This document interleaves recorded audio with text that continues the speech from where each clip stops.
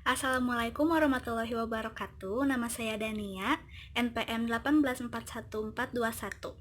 Pada kesempatan kali ini, saya akan membahas tentang materi dari mata kuliah Arsitektur Sistem Informasi yang berjudul 8 elemen yang ada di dalam arsitektur sistem. Arsitektur di sini pada dasarnya merupakan gabungan dari prinsip, model, ataupun metode yang digunakan untuk merancang dan merealisasikan struktur organisasi di dalam sebuah enterprise. Dalam pelaksanaannya ini, dibutuhkan 8 elemen penting yang dapat menunjang proses arsitektur sistem. Yang pertama, terdapat goals dan objektif atau visi dan misi, lalu ada strategi, kemudian ada guiding principle atau prinsip, yang keempat ada proses, yang kelima ada method atau metode, yang keenam ada standar, ketujuh ada tools, dan yang terakhir adalah frameworks. Elemen yang pertama yaitu goals and objective atau visi dan misi. Visi dan misi merupakan langkah awal yang harus dilakukan sebelum mewujudkan organisasi. Dengan adanya visi dan misi ini, organisasi dapat melaksanakan proses arsitektur sistem. Tetapi ada perbedaan di antara visi dan misi. Untuk visi adalah pembuatan suatu target di masa depan oleh sebuah organisasi. Jadi di sini organisasi harus menentukan target atau cita-cita di masa depan yang harus diwujudkan. Setelah menentukan visi, barulah kita bisa melakukan misi, yaitu penentuan langkah selanjutnya atau tahap selanjutnya yang akan dilakukan sebuah organisasi guna mencapai visi yang telah ditentukan sebelumnya. Yang kedua yaitu strategi.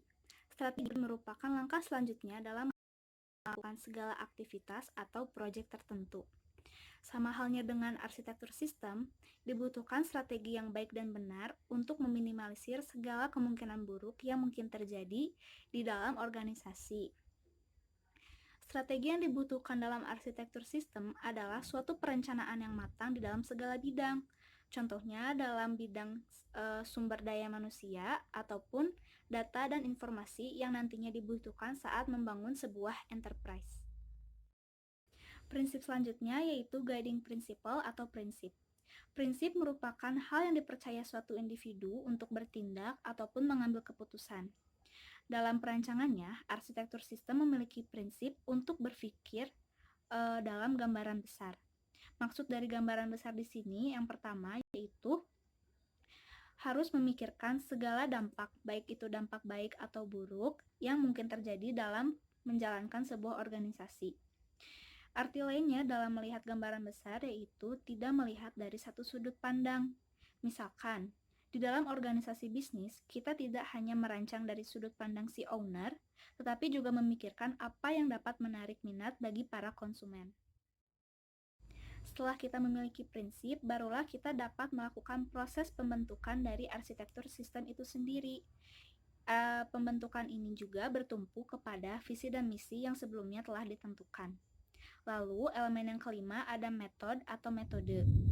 Metode adalah suatu langkah pendekatan yang berfungsi untuk memenuhi kebutuhan suatu organisasi guna mencapai dari tujuan organisasi itu. Di dalam arsitektur sistem, salah satu contoh metode yang dapat digunakan yaitu Enterprise Architecture Planning atau EAP. Metode ini ditemukan oleh Stephen H. Spewak pada tahun 1992. Cara menggunakan metode ini adalah dengan mengumpulkan informasi yang berkaitan dengan kebutuhan bisnis guna mengimplementasikan arsitektur dari pendefinisian bisnis tersebut. Standar juga termasuk ke dalam salah satu elemen penting bagi arsitektur sistem. Ini dikarenakan standar berfungsi sebagai tolak ukur apakah organisasi tersebut dapat beroperasi dengan baik atau tidak. Beberapa standar yang ada di dalam enterprise arsitektur diantaranya adalah standar keamanan, standar data, standar aplikasi, dan juga standar teknologi. Hal yang dipicu untuk melihat apakah standar tersebut baik atau tidak, misalkan pada standar keamanan, harus diperhatikan apakah kualitas atau tingkat keamanannya itu sudah paling baik atau tidak.